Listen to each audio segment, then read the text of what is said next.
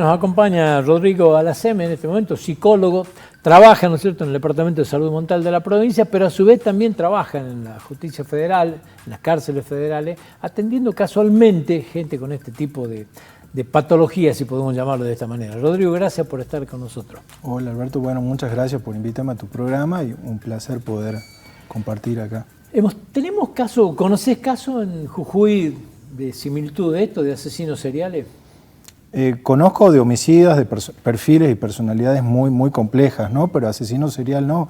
Hemos tenido hace mucho un abusador, bien, sexual. Un abusador serial. Serial, y esta personalidad vendía pornografía infantil a Europa y a Oceanía, ¿no? Y lo detiene el Interpol. 2015 aproximadamente fue. ¿Lo detiene acá en Jujuy? Sí, acá en Los Molinos. Fue un caso que uno por ahí no lo pensaría, ¿no? Jujuy, cómo tenemos este tipo de personalidades. Ya ha sucedido a nivel de tener por ahí perfiles difíciles, complejos, ¿no? Ahora, una cosa es hablar del perfil de un asesino, que puede ser un asesino sádico, y otra cosa es de un asesino serial o de un violador serial. ¿Dan señales de alguna naturaleza? ¿Cuáles son las características que te pueden dar?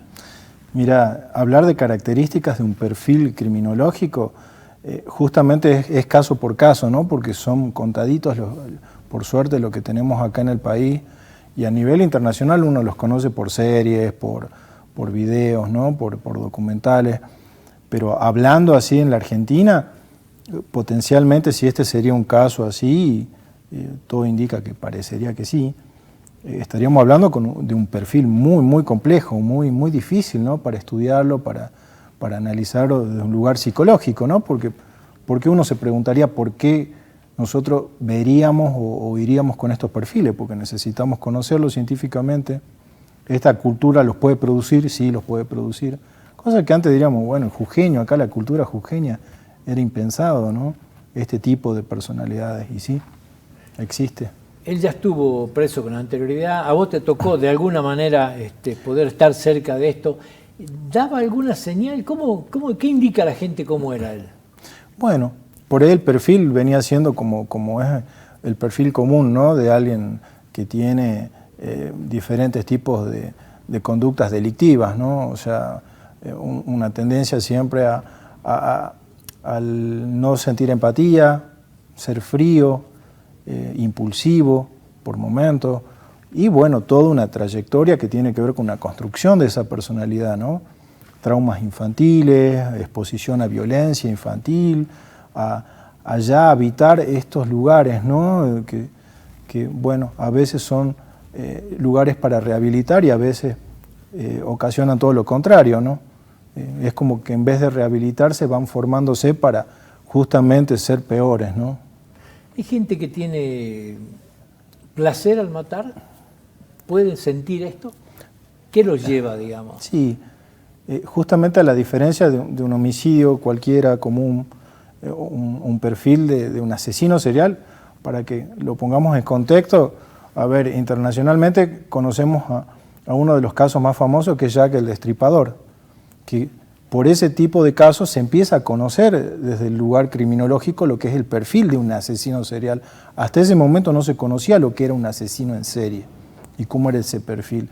Bueno, traspolado ahora a la actualidad, primero estas personalidades se van desarrollando con el tiempo, no es que siempre se hace. Exactamente.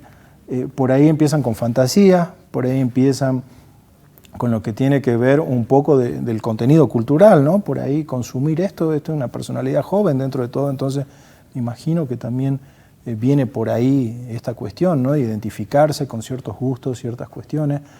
Y en la fantasía está esto de a ver cómo lo hago o por qué lo hago, ¿no? Y cuál sería por ahí lo que busca para satisfacer esto. Que ahí hay placer, digamos. Y ahí vamos a ver, porque justamente el perfil de un asesino serial sí hay placer, solamente que se va a definir con el primer acto, ¿no? Porque claro, si vamos a hablar de un asesino serial, hablaríamos de una personalidad que cometió ese acto, que lo planificó, y que después de eso hubo como un estado depresivo, donde se queda vacío. Y para volver a llenar ese vacío, justamente viene lo que es esto de serie y el perfeccionamiento de un sistema. Bien. El hecho de que haya elegido una cierta condición social de sus posibles víctimas, ¿qué puede llegar a indicar? Y yo creo que tiene que ver que él por ahí buscaba personas muy desprotegidas, ¿no? En estado de vulnerabilidad, en un estado decadente de su personalidad también, ¿no? Decadente me refiero a nivel social, socioeconómico, por ahí sin familiares, y hasta que, bueno, de eso fue creciendo y ya parecía como que al último no medía esto ya, ¿no? O sea, también podría ser que elegía eso porque pensaba o sospechaba de que iba a ser más difícil que lo reclamen, que lo busquen, o sea, podría ser también esto, ¿no es cierto? Exactamente, en el deterioro de las víctimas, o sea, de la personalidad de las víctimas, va por ese lugar, ¿no? Personalidades que por ahí no tenían mucha contención, no tenían por ahí muchos lazos, vínculos familiares, como que están más desprotegidos, por así decirlo, en teoría, ¿no? O sea, todo indica, por supuesto, estamos hablando siempre en potencial, ¿no es cierto? Exactamente. Pero todo indica que los hechos existieron, hay muchas cuestiones que llevan ahí, no sé, teléfonos, celulares, ropa, hay muchas cosas que indican. Exactamente. Ahora, también habla de una persona, a ver, es muy mala la palabra que voy a usar,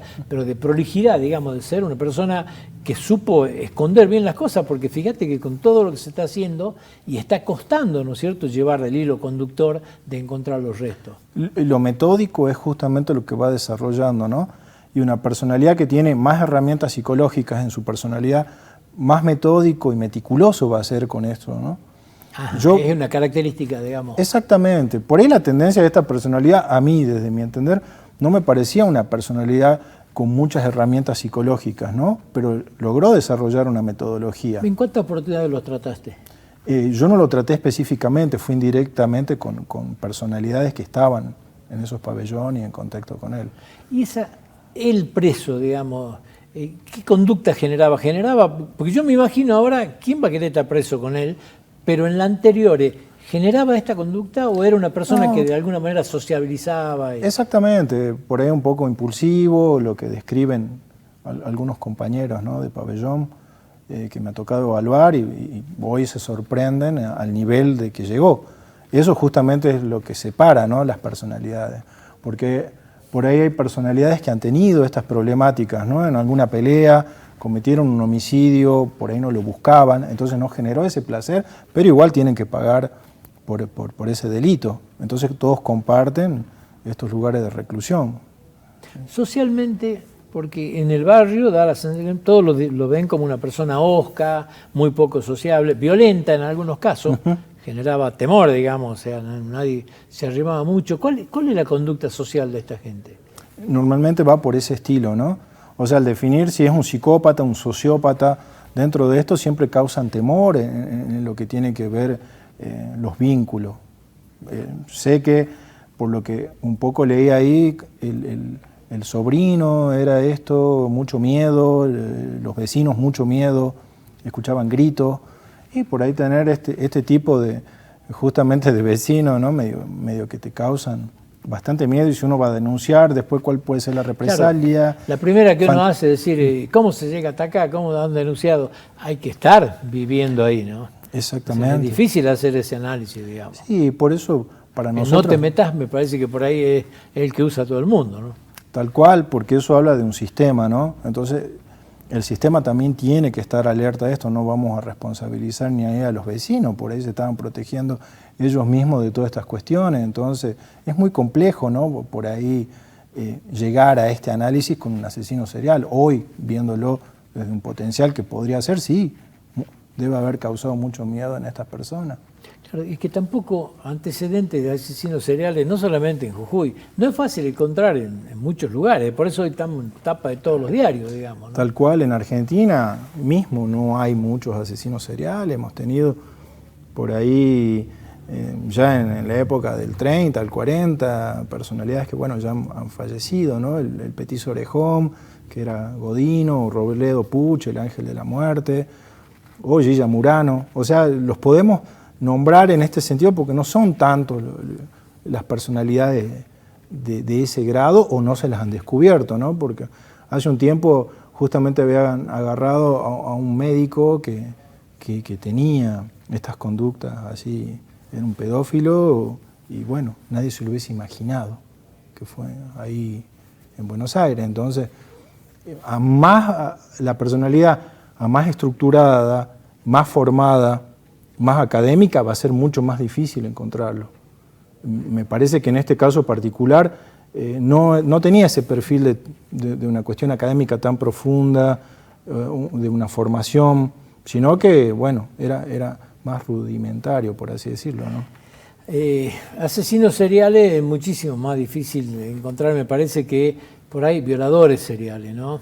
Sí. Que creo que esto sí hay muchos, digamos, que son verdaderos depredadores. Exactamente. Creo que es un poco más fácil. No obstante eso, igual en Jujuy es difícil, digamos, te entiendo, vos has dado un ejemplo muy concreto, digamos, ¿no? Y Jujuy, verse con un asesino serial, me parece que culturalmente es un impacto que deja repensar mucho, ¿no? ¿Cómo puede ser que una sociedad tan chiquita, al lado de las otras, ¿no? En Buenos Aires, supongamos, una comunidad con este tipo de características pueda generar estas personalidades? Bueno, ya está. Es así, sí. Entonces tenemos que estar preparados para, todos como un sistema, estar bien alertas ante los indicadores, ¿no? Que siempre aparecen por ahí. Y la prudencia, ¿no? Porque uno dice todo está en potencial, todo está en que hay que empezar porque estos casos, la justicia penal es muy precisa, hay que lograr tener una acusación muy sólida y hay que llegar, ¿no es cierto?, a demostrarlo con una certeza absoluta, digamos, lo cual todavía uno ve que estamos camino recién en esto, ¿no? Exactamente. La justicia siempre es muy prudente cuando tiene que hablar y evaluar sobre todo, ¿no? Porque para justamente que esta persona pase por diferentes procesos jurídicos, también tiene que determinar si es imputable, si es inimputable. Ahí va la pregunta. También puede ser una enfermedad esto, ¿y es imputable? ¿Tiene que terminar en una cárcel o tiene que terminar en un lugar de reclutamiento médico? ¿Qué puede terminar pasando? Porque la conducta de serial lo hace sospechoso de ser inimputable. Puede que no.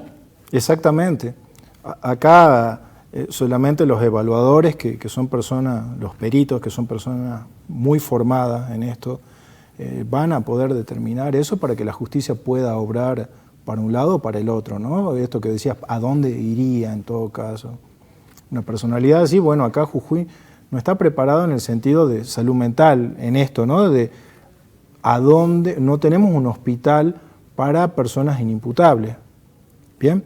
Por ahí creo que Salta sí tiene un penitenciario, un ala particular, pero con una personalidad así de este estilo, si llegaría a ser inimputable, habría que analizar a dónde va. Y si es imputable, también, porque... Ahora, ¿qué tiene que...? Claro, si es imputable tiene que ir tal vez a un penal de mayor seguridad. Exactamente, o con muchos cuidados, ¿no? Porque este tipo de personalidades hay que tener mucho cuidado cuando socializan, justamente, dónde y cómo. Ahora, inimputable, ¿qué significa? ¿Que no era consciente del acto que llevaba? O sea, si yo fuera un abogado defensor, en este caso de Matías Jurado, ¿qué tengo que tratar? ¿De demostrarle a los jueces de que no era consciente de lo que hacía, de que no tenía... ¿Cómo se defiende eso? ¿Qué es lo que determina si es inimputable o no? Justamente, bueno, el artículo 34 del Código Penal describe lo que es justamente alguien imputable o inimputable, ¿no? Una persona que tiene alterada justamente lo que son sus funciones psíquicas, ¿no?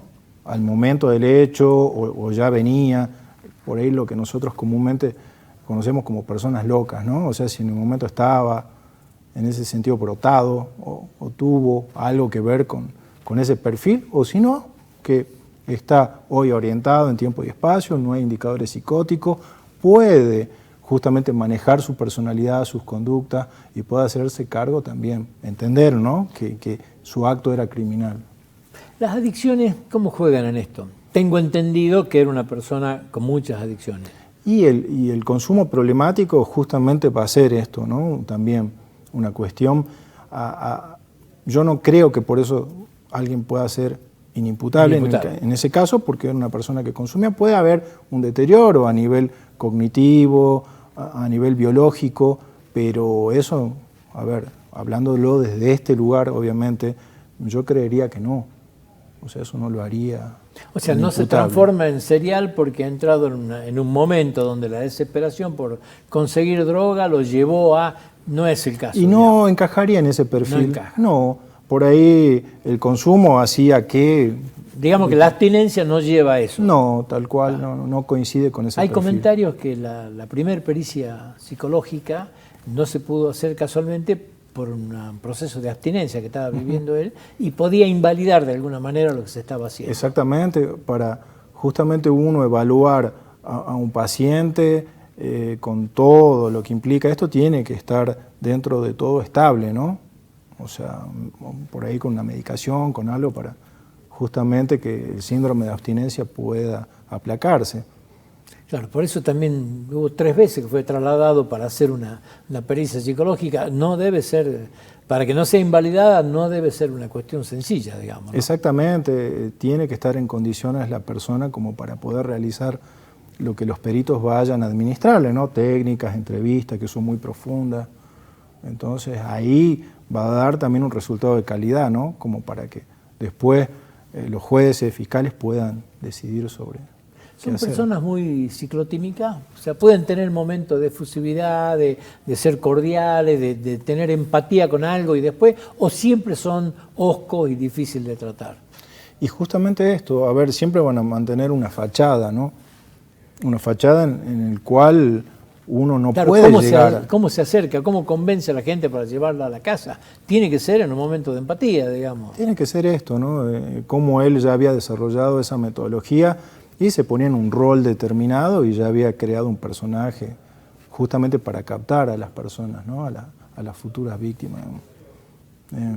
En este sentido, él ya va con una metodología, él ya va justamente analizando esto, ¿no? Lo frío que tiene que ser para hacer esto. Entonces vos decís, ¿será ciclotímico, no? Y capaz que en su intimidad, no sé, porque él en la fachada no se va a mostrar de esa forma, no se puede mostrar así. ¿Qué correlato hay entre lo que puede avanzar la investigación y lo que puede ir demostrando la parte médica, si es imputable, si no es imputable? ¿Hay plazos de esto? ¿Cómo se lleva esto? Sí, siempre hay plazo en un determinado momento, ¿no? Según cómo avance la causa, pero la persona tiene que estar en condiciones, como te digo, y van a esperar que esté en condiciones para ser evaluada. De ahí se seguirá con los procedimientos que son típicos, ¿no? Que llevan los fiscales ahí. ¿Conoces lo que te toca trabajar en la Justicia Federal? La mayoría de la gente, ¿tenés que tratar con gente de mucha violencia? Y la violencia es parte, ¿no? de lo que tienen que ver estas personalidades. Siempre hay mucho de eso dentro de los cuadros, de los trastornos que invaden ahí las personalidades estas. ¿Y esos que lo hacen convivir? A ver, ¿asesinos conviven con asesinos? ¿Cómo? ¿O tienen que ir esto tiene que ir totalmente recluido, ¿no es cierto? No puede haber convivencia interna. Y mira, es muy importante lo que vos decís, ¿no? Porque para eso hay criminólogos que van a detallar los perfiles. Entonces, los profesionales de seguridad interna van a ver qué perfiles van con cuáles. Entonces van a decir, mira, esto no se puede juntar acá.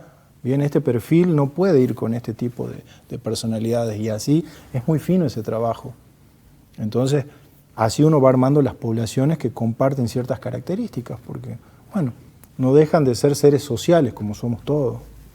Sí, yo me quedé pensando en lo que vos decías, porque uno dice, a ver, si hablamos de cárceles federales en el norte, tener la de Güemes, está absolutamente comprobado que la cárcel de Güemes no es de máxima seguridad, ni mucho menos, al contrario, es de controles bastante laxos, digamos, ¿no? Exactamente, el complejo penitenciario NOA 3 es un complejo muy grande, pero no es de máxima.